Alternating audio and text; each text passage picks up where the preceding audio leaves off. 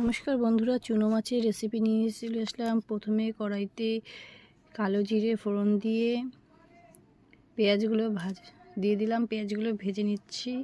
পেঁয়াজগুলো লাল লাল হয়ে গেলে লঙ্কা চিড়ে দিয়েছি এর মধ্যে। তারপরে অ্যাড করলাম টমেটো দিয়ে একটু ভেজে নিলাম। তারপরে অ্যাড করলাম নুন।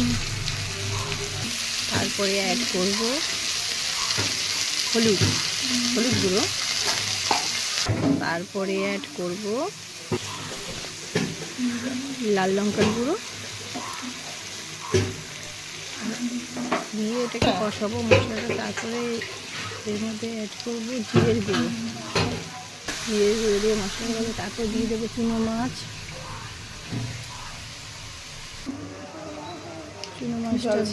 একটু জল অ্যাড করছি, নাড়াচাড়া করে তারপরে ওর মধ্যে অ্যাড করব অল্প একটু জল বেশি দেবো না, মাখা মাখা করব। জলটা শুকিয়ে গেলে হয়ে গেছে। তারপর নামিয়ে নেব। ভিডিওটা কেমন লাগলো কমেন্ট করে জানিও। ভালো লাগলে লাইক কমেন্ট শেয়ার।